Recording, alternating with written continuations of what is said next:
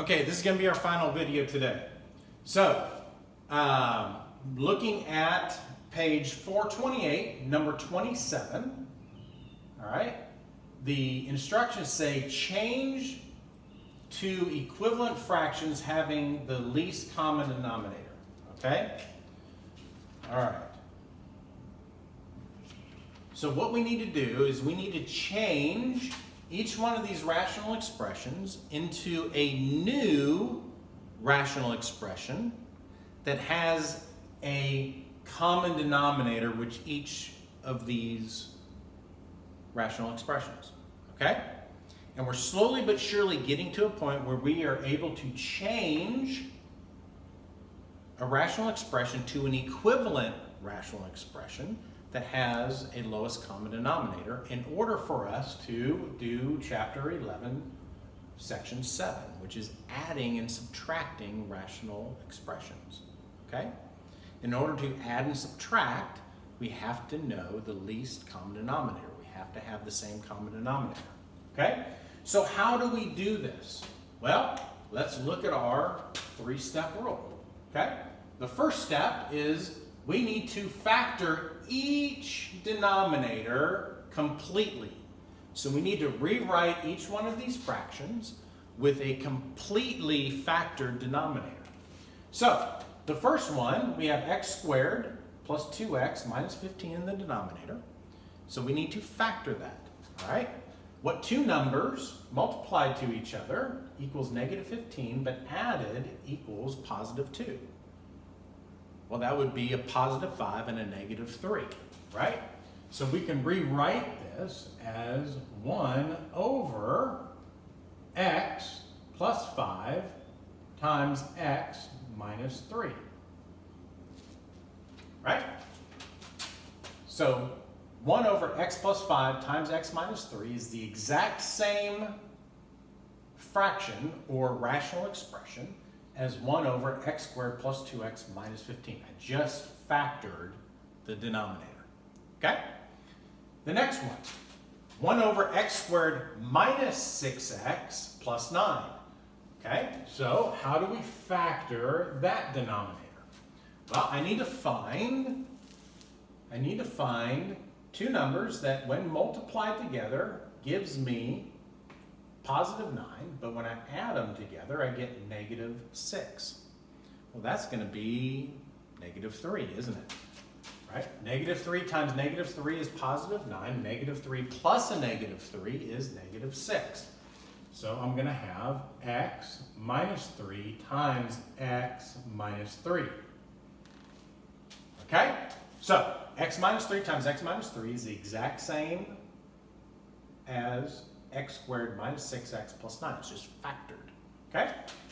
And then we have 1 over x squared plus 5x. Well, how do we factor that? Well, we find a greatest common factor, which is x. We pull that out, and that's going to equal 1 over x times x plus 5. Okay? So, all we've done is factor the denominators of these three rational expressions. We just did number 1. Okay? Now we're going to look at number 2. Right? We need to find the least common denominator. So what is the least common denominator? Well, it is the product of factors, the greatest number of times they appear in any one factorization. So, in this factorization, okay, so I'm going to write this. So x squared plus 2x minus 15, we factored that. We also factored x squared minus 6x plus 9, and we factored x squared plus 5x. And what are those factors? Well, the factors for x squared plus 2x minus 15 is x plus 5 and x minus 3. The factors for x squared minus 6x plus 9 are x minus 3 times x minus 3. And the factors for x squared plus 5x are x and x plus 5. So, we look at all these factors, and what are the factors that we find? What are the different factors that we find in all the factorizations? Well, we find an x plus 5, right? We have an x plus 5. We also have an x minus 3. And we have an x. So these are the three factors that we find in all the factorizations. Okay? And what we have to do to find the least common denominator is that we need to find the product of those factors the greatest number of times they appear in any one factorization. So the least common denominator is going to equal those factors multiplied together. So let's start with x plus 5. What is the greatest number of times x plus 5 appears in any one factorization? Well, in this first factorization, it has appeared one time. In the second factorization, it appears 0 times. And in the last factorization, it appears one time. So what is the greatest number of times that x plus 5 appears in any one factorization? It's one time. I only see it one time here, and I see it one time here. So the greatest number of times I see it in any factorization is only one time. So here, I've only got it one time. All right? So the next factor we look at is x minus 3. What is the greatest number of times that x minus 3 appear in any one factorization?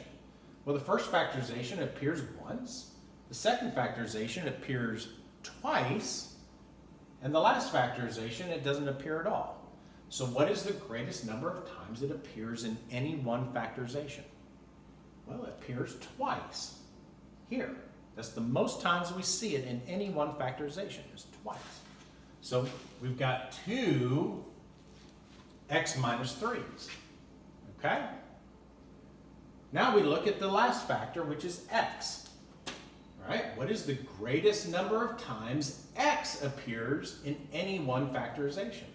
Well, x does not appear in the first factor, right? I mean, you see x here, but it's not a factor. It's part of a factor, okay? X is part of a factor. It's connected to plus 5. It's not just x, okay? So we need to find just x.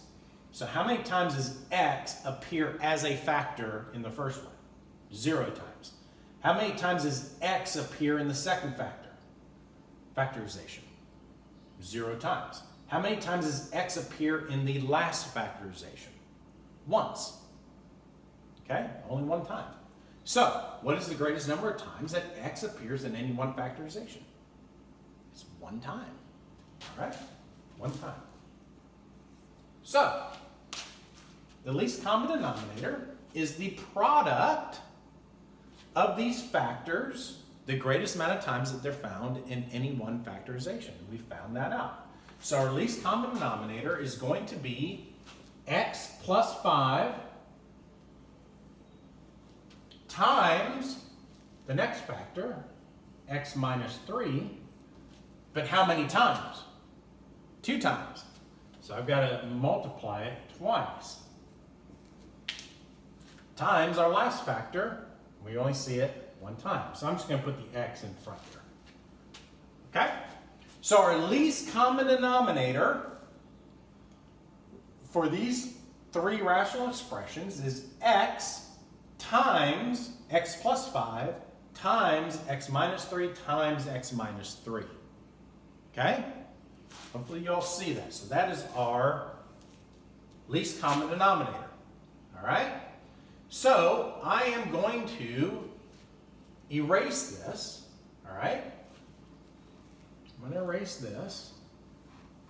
and keep our lowest common denominator there. All right? And I'm going to write these new fractions, okay?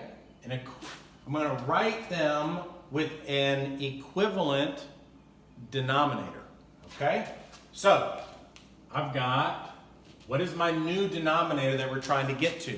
We're trying to get to the least common denominator, right? So, what is our common denominator? Least common denominator. It is x times x plus 5 times x minus 3 times x minus 3. And then here, with this one, we want the same denominator, x times x plus 5 times x minus 3 times x minus 3. And this one's going to be the same thing, x times x plus 5, x minus 3, and x minus 3. Okay? So, just like our last video, what are our new numerators? Okay?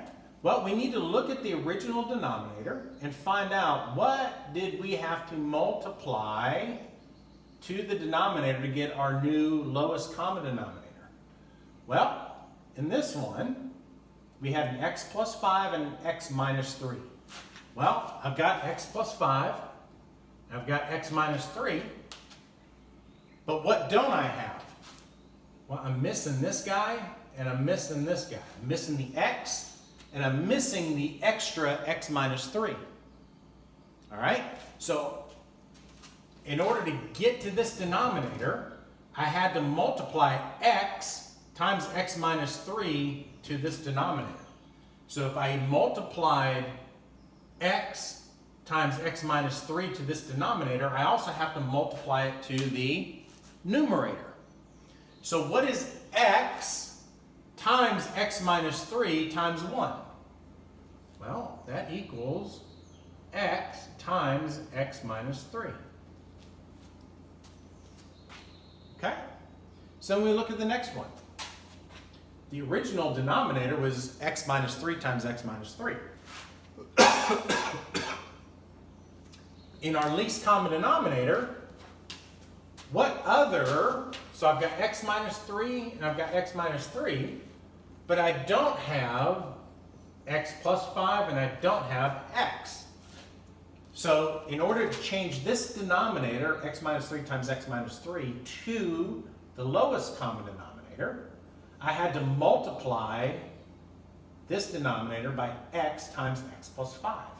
So if I multiply this denominator by x times x plus 5, I have to do the same thing to the numerator.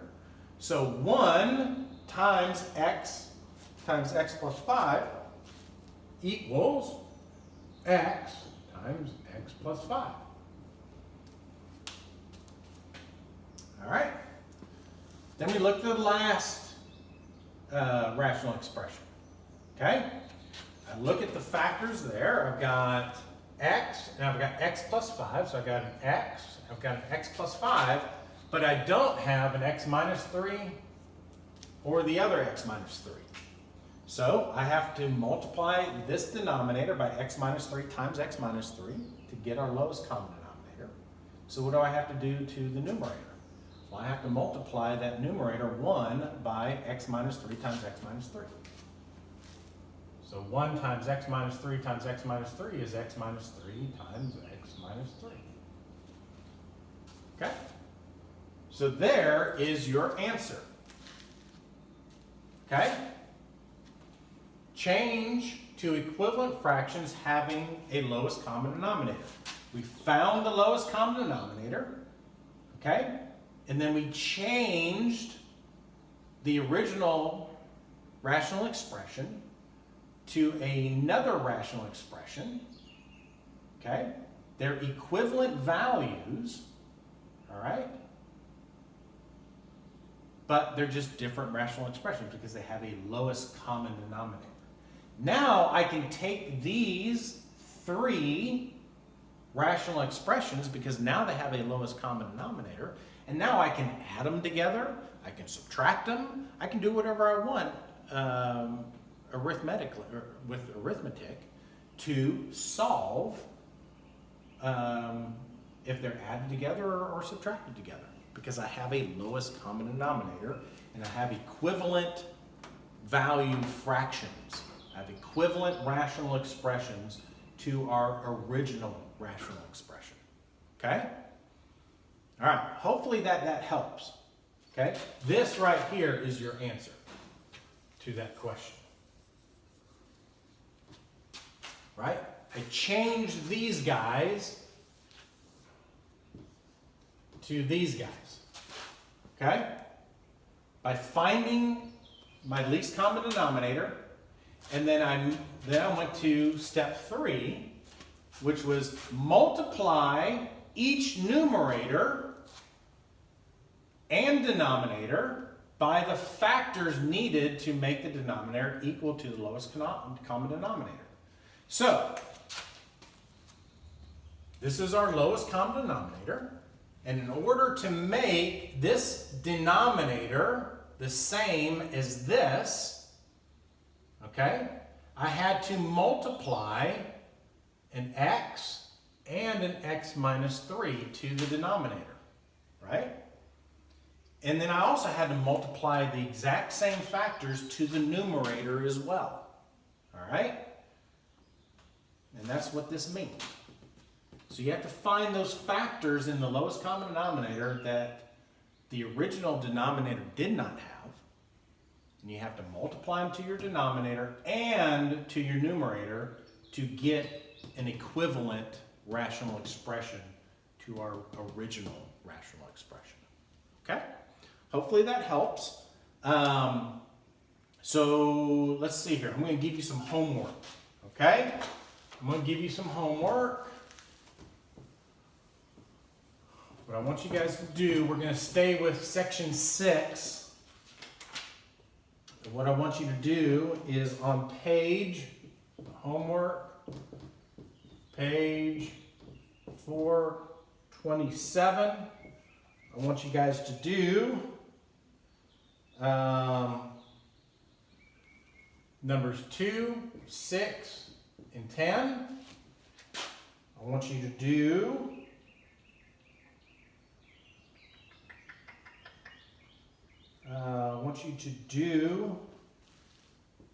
number 16. Let's see here. Let's just do it this way. So 2, 6, 10, and 16. And then on page 428, I want you guys to do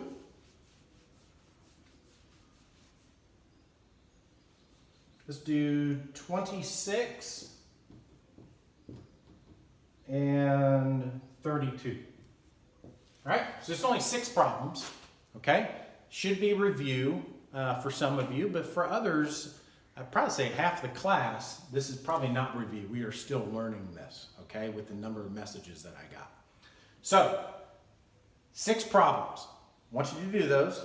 If you still have problems with it, for those of you who still have questions, shoot me another message. But I think these 4 videos will really help you with section 6. And then tomorrow we're going to review section 7. Okay? All right. Good luck with this, and we'll see you guys tomorrow. Thank you.